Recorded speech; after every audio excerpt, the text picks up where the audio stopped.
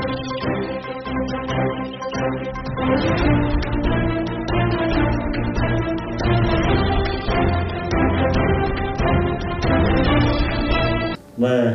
इस पत्रकार वार्ता में आपका स्वागत करता हूं।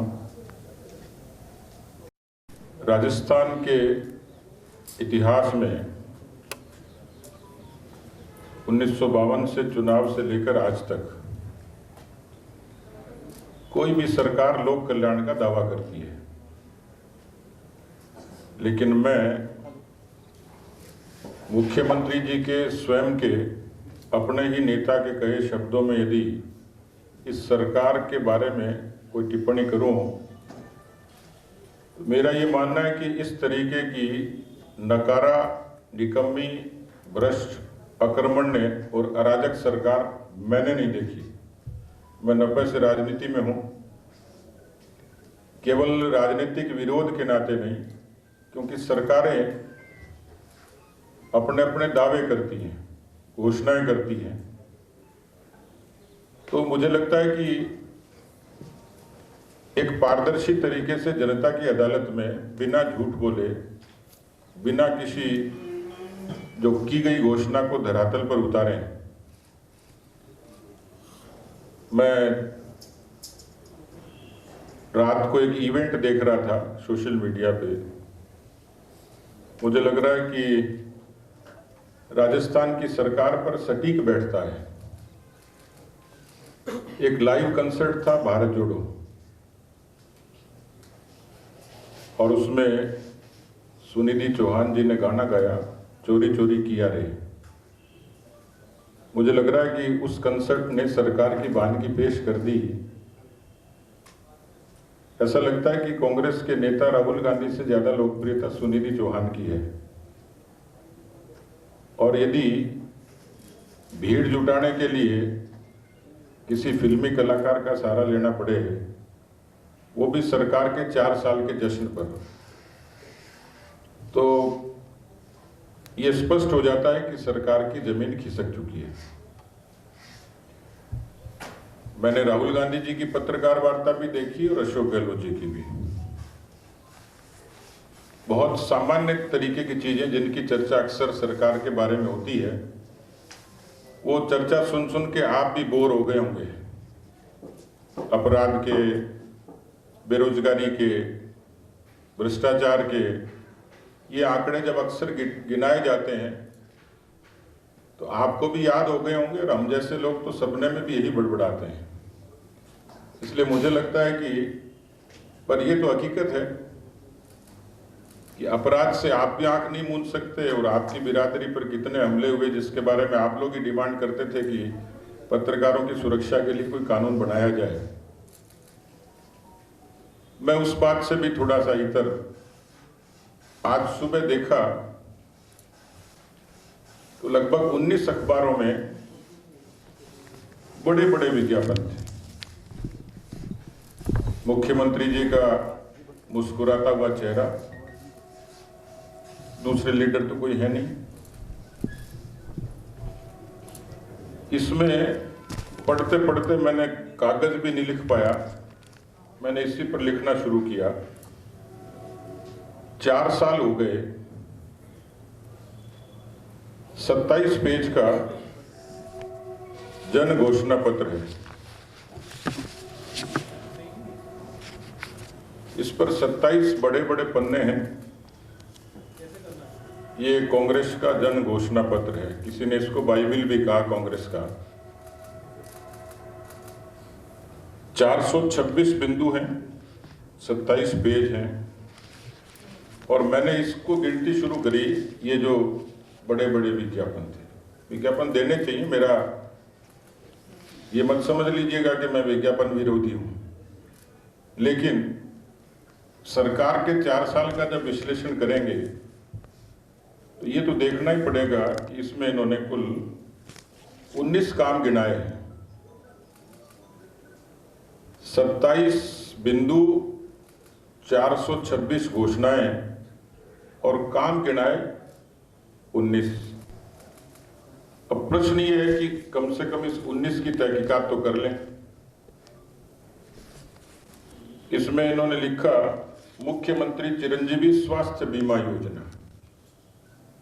आपको सबको पता है कि भामाशाह स्वास्थ्य बीमा योजना भारतीय जनता पार्टी की वसुंधरा राजे सरकार की एक ऐसी योजना थी जिससे लाखों लोगों को संबल मिला था। भारत में आयुष्मान भारत योजना अपने आप में इतनी सक्षम है कि जिसने लोगों को, बड़ी संख्या में देश के करोड़ों लोगों को स्वास्थ्य बीमा का लाभ दिया। इस योजना का टाइटल बदल दिया और ये चिरंजीवी हो गई। मुझे चिरंजीवी के उनकी घोषणाओं पर ऐतराज नहीं है, नाम बदल दिया, लेकिन मैंने देखा कि इस चिरंजीवी योजना की विफलता को लेके कांग्रेस पार्टी की ही एमएलए धरने पर बैठी थी। वो मेरी पार्टी की नहीं है, उन्होंने ही सवाल उठाया। तो पहली घोषणा जो विज्ञापन के तौर पर है, उन्हीं की पार्टी के विधायक अस्पताल में धरने पर बैठती है। तो इस योजना की सार्थकता और सफलता का अंदाज आप लगा सकते हैं कि किस तरीके से योजना बदल के लोगों को दर दर भटकने पर मजबूर किया। वो दावा करेंगे कि हमने इतने कर दिए, वो दावा वैसा ही है जैसा जनता क्लिनिक के बारे में किया था।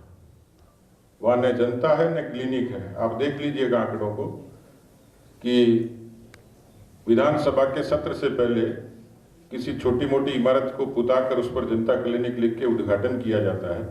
मेरे ख्याल से दर्जन भर भी नहीं खुली, घोषणाएं खूब हुई थी। इसमें एक है सरकारी नौकरी। अब सरकारी नौकरियों का इनका दावा है कि 1.36 लाख लोगों को सरकारी नौकरी दी गई, 1.21 लाख की भर्तियां प्रक्रिया दी और 1 लाख अतिरिक्त पदों पर भर्ती करेंगे। राजस्थान में हर दूसरा ग्रेजुएट वो बेरोजगार है। 65 लाख के लगभग बेरोजगार हैं, जो एक सामान्य आंकड़ा है। और राजस्थान की जो बेरोजगारी दर है वो 18 में थी 5.2 और आज है 20.2, जो रिकॉर्डेड है।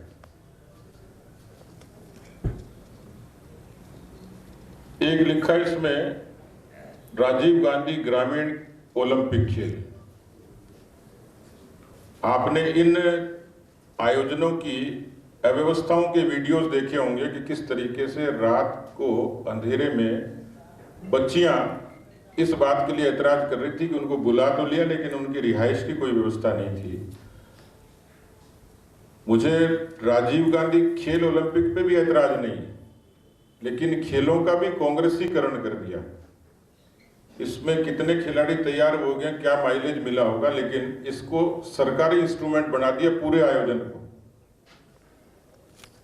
ये उपलब्धि बताई है इन्होंने, लेकिन मुझे लगता है कि ये पूरा जो आईएनसी का एक टूल बना दिया इसको।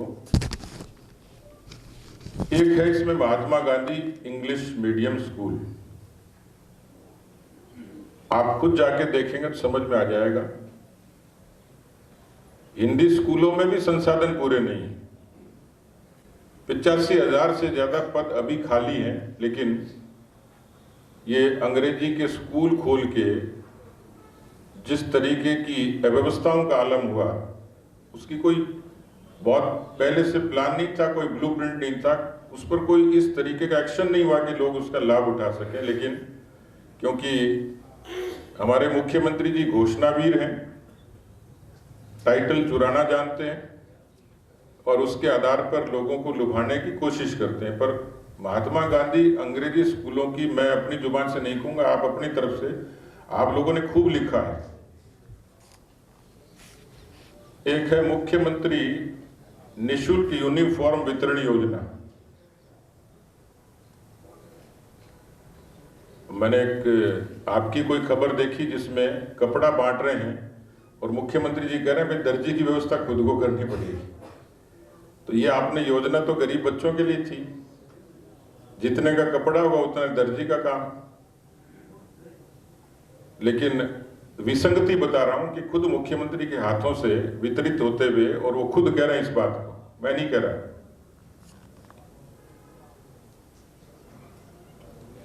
एक टेक्नोलॉजी में तेजी से विकास। इस पर लिखा है इन्होंने, unique IT institute, Rajiv Gandhi fintech, digital institute Jodhpur, meditech, climate tech, agritech, advance learning, startups के लिए प्ले फैसिलिटी वगैरह वगैरह। ये इसमें उपलब्धियों के तौर पर लिखा है, लेकिन मेरे पास एक कागज है, इसको आप लोग भी कंफर्म करिएगा। अभी इसका टेंडर हुआ है, एजेंसी का टेंडर हुआ है, लेकिन इन्होंने अपनी उपलब्धियों में शुमार किया है।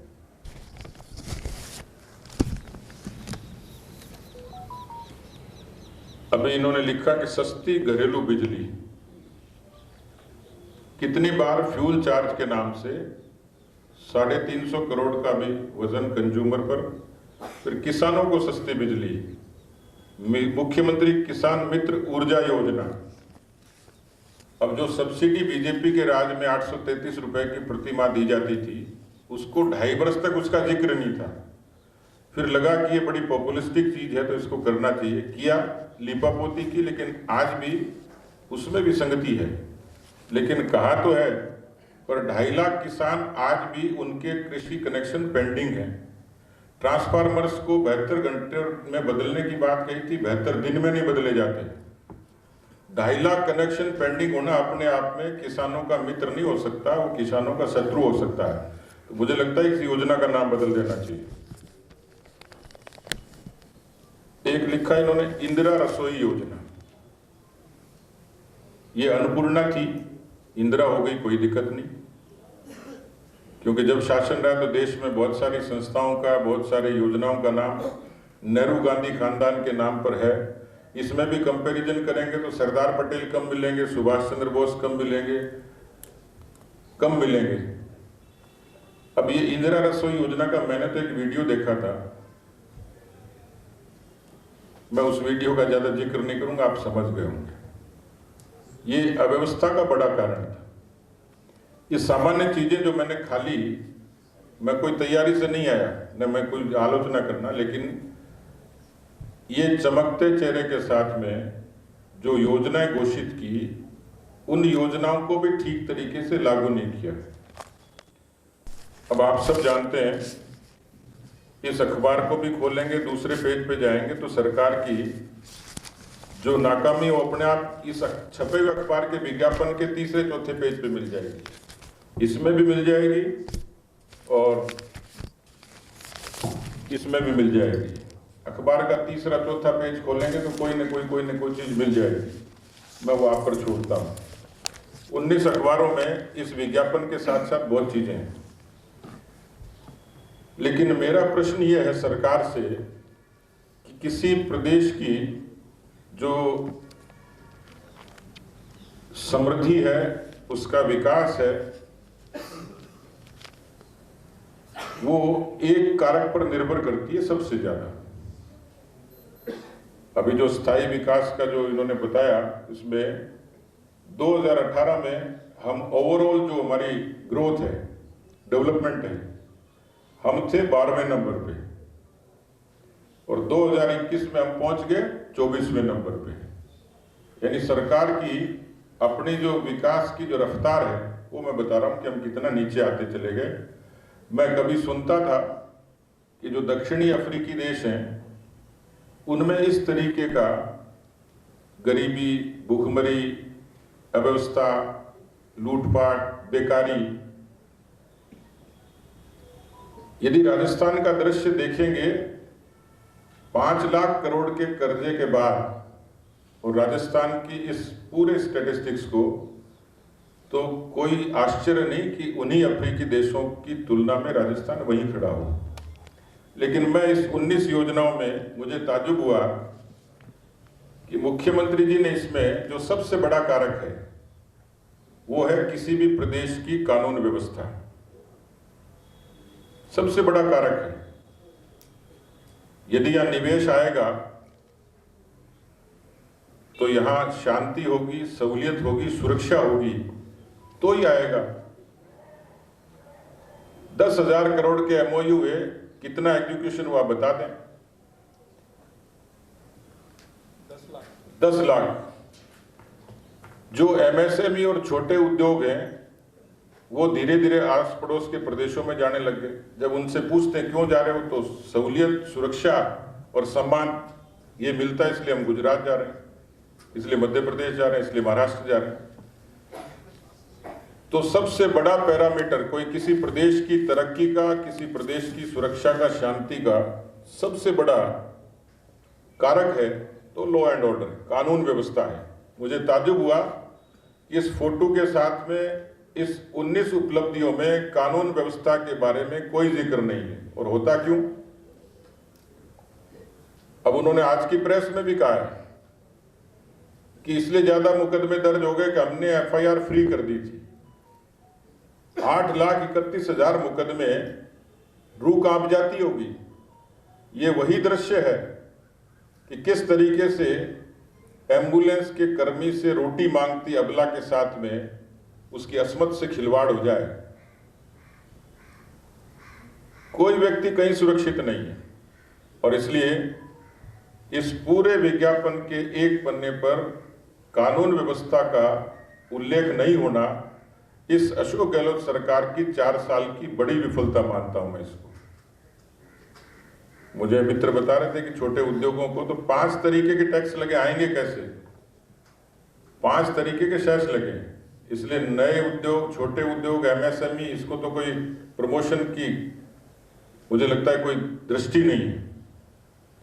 तो मित्रों, मेरे ख्याल से इस सरकार के बारे में जो कहा गया, जहां शुरुआत हुई थी इनकी, उसमें 4 वर्ष जनसेवा, सबका सम्मान, आगे बढ़ता राजस्थान, सेवा ही कर्म, सेवा ही धर्म, ये टाइटल है और इसके नीचे पूरी कहानी लिखी हुई। लेकिन मुझे लगता है कि राज्य की असंवेदनशील, अपारदर्शी, लापरवाह कांग्रेस सरकार के असफल 4 वर्ष पूर्ण होने पर मैं सांत्वना व्यक्त करता हूं और प्रदेश की बदहाली, कंगाली, अस्वस्थ जीवन के लिए सांत्वना देता हूं।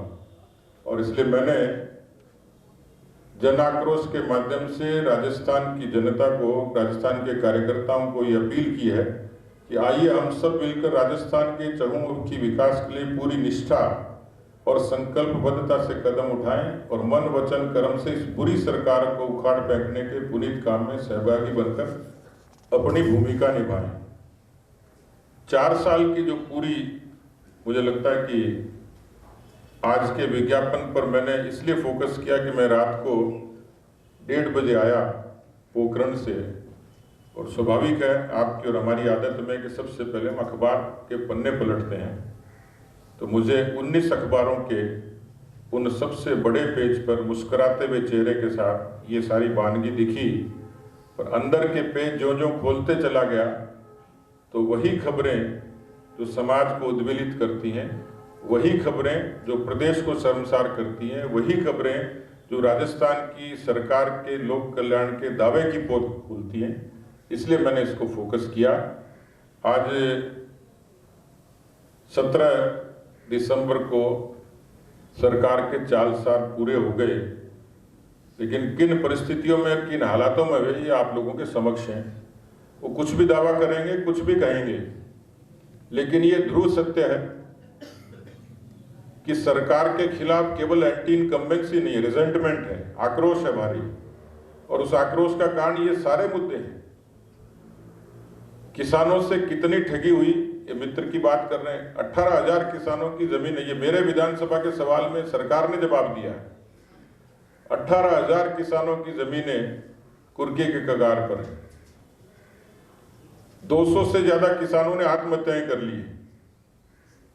और उस दौर का एक लाइव वीडियो श्री गंगानगर के, रायसिंह नगर के, ठाकरी गांव के सोनलाल कडेल ने तो लाइव वीडियो जारी किया। ये ऐसी घटना मेरे जीवन में पहली बार देखी है कि किसी किसान ने कर्जे से तंग आकर अपने आप को और बलिदान कर दिया हो। तो मित्रों, इस सरकार के जो ये लिखे गए तो मैंने बताए, ये सरकार 99 के चक्कर में आई थी। 6 बीएसपी के लोगों को, जिसकी पिटीशन पेंडिंग है, आरोप तो हम पर लगाते थे, लेकिन 6 बीएसपी के हाथी हजम किए, सरकार बचाई।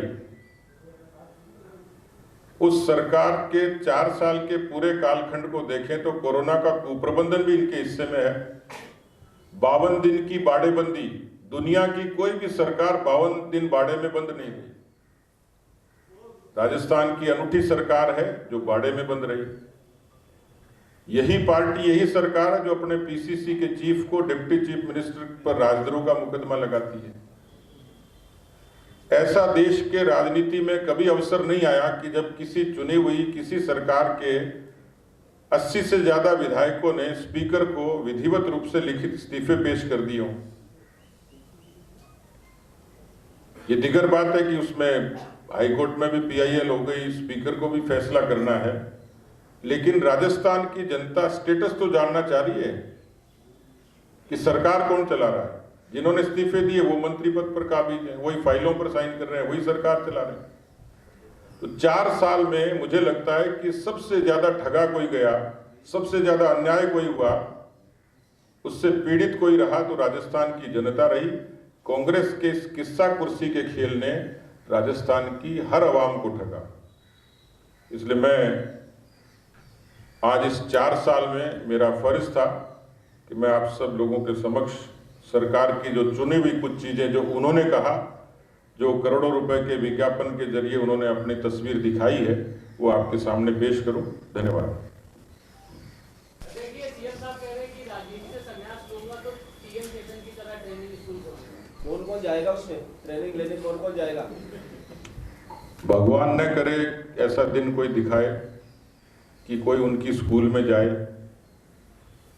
क्योंकि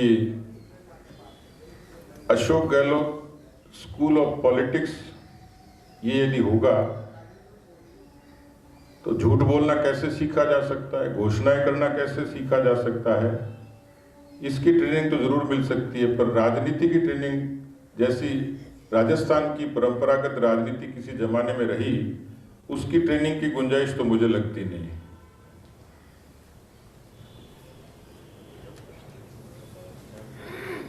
26 जनवरी से हाथ जोड़ो यात्रा निकालने वाले हैं कांग्रेस। आज प्रदेश अध्यक्ष भी नया होंगे, छोटा सा आप भी कुछ ऐसी निकालेंगे जन आक्रोश ऐसा?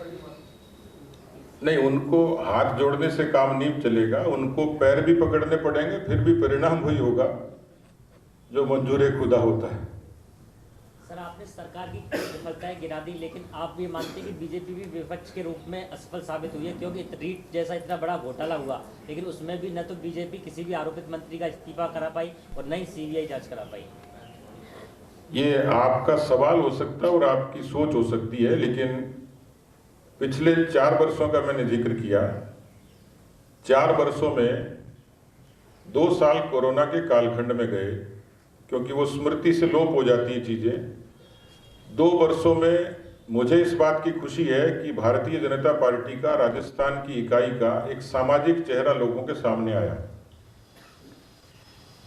करोड़ों लोगों तक भोजन राशन से लेकर उपचार से लेकर देश के यशस्वी प्रधानमंत्री जी ने भारतीय जनता पार्टी के प्रयासों की देश में नहीं दुनिया में सराहना की, और इसकी चर्चा संयुक्त राष्ट्र संघ तक हुई कि जब किसी राजनीतिक दल ने सामाजिक सरोकार से जुड़ के इतने बड़े पैमाने पर, और उसका मैं खुद उदाहरण हूं क्योंकि मेरी जिम्मेवारी थी, मुझे इसलिए 2 बार संक्रमित होना पड़ा। जो 2 साल थे, उन 2 सालों का भी आप यदि पूरे राजस्थान के नक्शे को देखेंगे तो पूरे राजस्थान में बिजली की दरों से लेकर, कानून व्यवस्था से लेकर, रीट से लेकर, ये अलग बात है कि सीबीआई की जांच नहीं हुई, किसी मंत्री का इस्तीफा नहीं हुआ, ये तो सरकार नकटी थी, लेकिन मुझे लगता है कि सरकार में नैतिकता और ईमान होता, और आज नहीं तो कल, पर राजस्थान की जनता ने उस चीज को ठीक से देखा है। रीट के आंदोलन को पार्टी ने, युवा मोर्चे ने, हमारे सभी मोर्चों ने मुखरता से उठाया, किसानों की कर्जा माफी को लेकर उठाया। तो ये कोई नहीं कह सकता। राजस्थान के यदि 7 संभागों की खबरों का कलेक्शन करेंगे, 100 से ज्यादा नेताओं पर गंभीर तरीके के मुकदमे प्रतिशोध के तौर पर राजस्थान की कांग्रेस पार्टी की सरकार ने दर्ज किए, और आज भी कई कार्यकर्ताओं को प्रताड़ित और पीड़ित किया जा रहा है। तो सदन में ऐसे अनेकों अवसर आए जब सरकार को झुकना पड़ा, एक नहीं अनेकों, और सदन के बाहर भी जहां अवसर लगा हमने प्रामाणिकता से अपनी बात रखी है। फैसला क्या होता है ये सरकार का काम है। मुख्यमंत्री कह रहे हैं कि सरकार ने जो योजना लाए और जो धरातल पर काम कर रही है उससे सरकार रिपीट करेगी और बीजेपी वाले हैं वो ऐसे ही बोलते रहेंगे। नहीं, बीजेपी वो तो उनको लगेगा ही कि बीजेपी वाले तो ऐसे ही बोलेंगे। जब तक कांग्रेस सरकार नहीं चली जाएगी तो हम ऐसे ही बोलते रहेंगे। लेकिन सरकार के रिपीट होने का कोई तार्किक कारण नहीं है। आप 90 के बाद का राजनीतिक इतिहास देखेंगे तो कोई भी सरकार रिपीट नहीं हुई। इसको कहते हैं परसेप्शन, जनधारणा। आप और मैं तय नहीं करते, न अशोक जी तय करते, गांव में बैठा हुआ आदमी तय करता है। ये जो पैरामीटर बताए इस आधार पर सरकार के खिलाफ केवल एंटी इनकम्बेंसी नहीं है, रिजेंटमेंट है। ये आक्रोश ही सरकार के जाने का कारण बनेगा। नंबर 2, तीसरा कारण है कि 14 का जो मोदी जी का आगमन था वो कांग्रेस के कुराज के खिलाफ था। 19 का आगमन पॉलिटिक्स और परफॉर्मेंस पे था। आज राजस्थान की असंख्य जनता उज्ज्वला से लेकर, आवास से लेकर, भारत जोड़ो से लेकर, भारतमाला से लेकर, रेलवे के इन्वेस्टमेंट से लेकर जितनी तमाम योजनाएं हैं उन योजनाओं का प्रत्यक्ष लाभ, इसलिए 2 करोड़ से भी ज्यादा डायरेक्ट बेनिफिशरीज हैं जिन्होंने मोदी सरकार की योजनाओं का लाभ लिया है। तो मोदी जी का नाम और काम, ये तीसरा कारक होगा।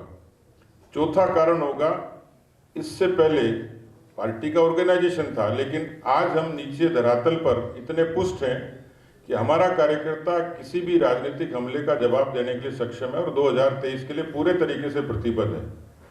पांचवा कारण होगा कि जनाक्रोश यात्राओं के जरिए कार्यकर्ताओं का जो मोबिलाइजेशन हुआ, हम 2 करोड़ लोगों तक गए हैं, 5 लाख कार्यकर्ता मोबिलाइज हुए हैं, 40,000 से ज्यादा नुक्कड़ सभाएं चौपालें हुई हैं। ये जितना मूवमेंट हुआ है इसको कोई अंडर एस्टिमेट करता होगा, बेशक करे, लेकिन मैं दावे से कह सकता हूं कि जन आक्रोश अभियान ही इस सरकार के जाने का बड़ा कारण बनेगा। इसलिए ये जो रिपीट होने का उनका सपना है वो मुंगेरी लाल के हसीन सपने जैसा है।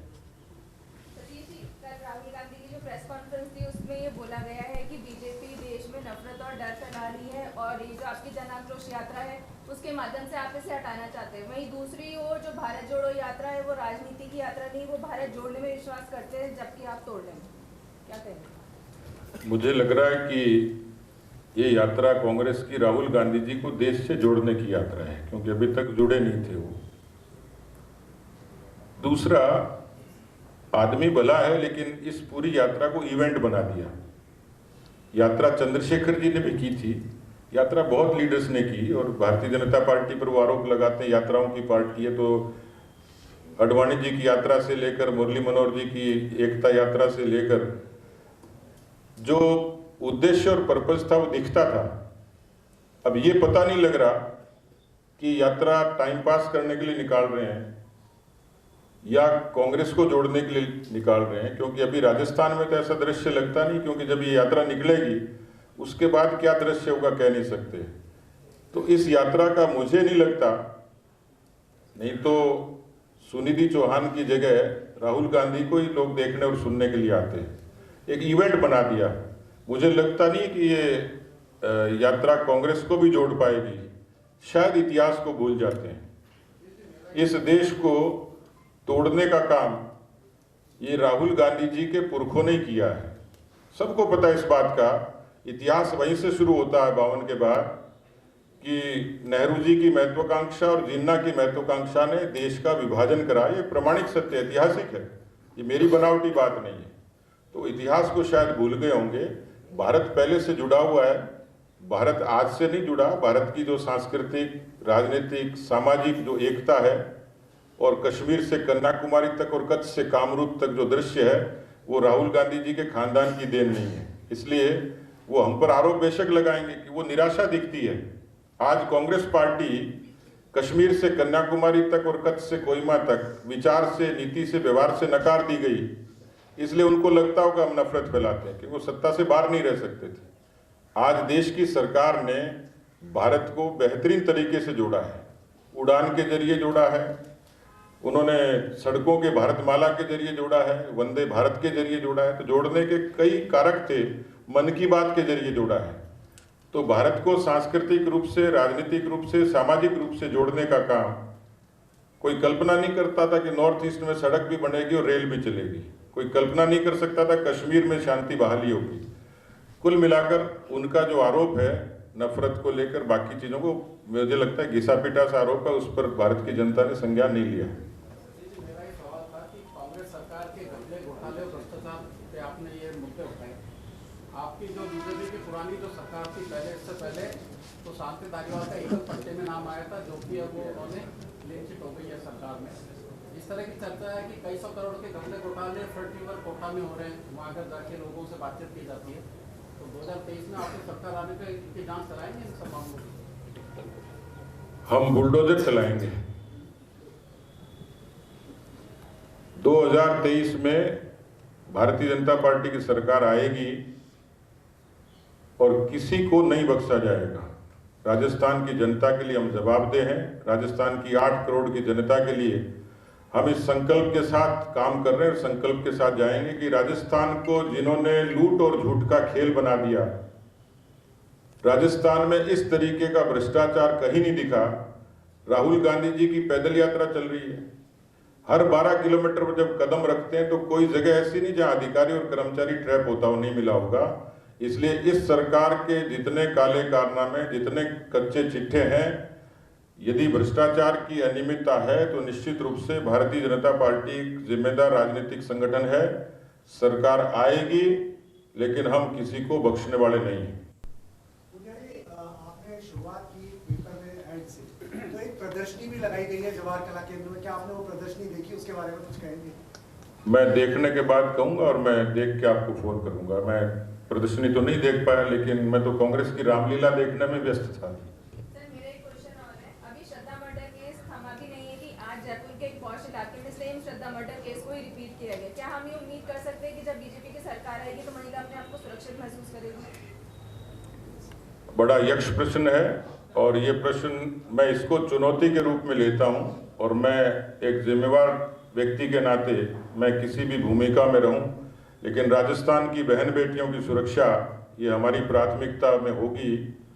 जो उत्तर प्रदेश की मिसाल दी जाती है, लोग राजस्थान की मिसाल देंगे। सरकार 4 साल का दर्शन बना रही हो और मुख्यमंत्री के गृह जिले में इस प्रकार का जो मातम छाया हुआ है, उसको लेकर क्या कहेंगे आप? देखिए, मैं कल मेरी दूसरी विजिट थी, जो भूंगरा गांव है, जो गैस सिलेंडर ब्लास्ट हुआ, मैं उसको वर्णन नहीं कर सकता। न तो उनके जो मरीज हैं उनको देखा जा सकता, न उस मौके को देखा जा सकता, लेकिन मैं इसलिए मैंने जिक्र किया, मैं थोड़ा उसको मर्यादा में बोल गया। लेकिन इससे बड़ा दुर्भाग्य नहीं हो सकता कि मुख्यमंत्री के गृह क्षेत्र में इतनी बड़ी त्रासदी हो जाए और उसी कंसर्ट में, जयपुर के उस अल्बर्ट हॉल में, राहुल गांधी को रेड कारपेट बिछा के चोरी चोरी किया रे, इस तरीके के और आयोजन होते हों, क्या मुख्यमंत्री की आत्मा कांपी नहीं होगी?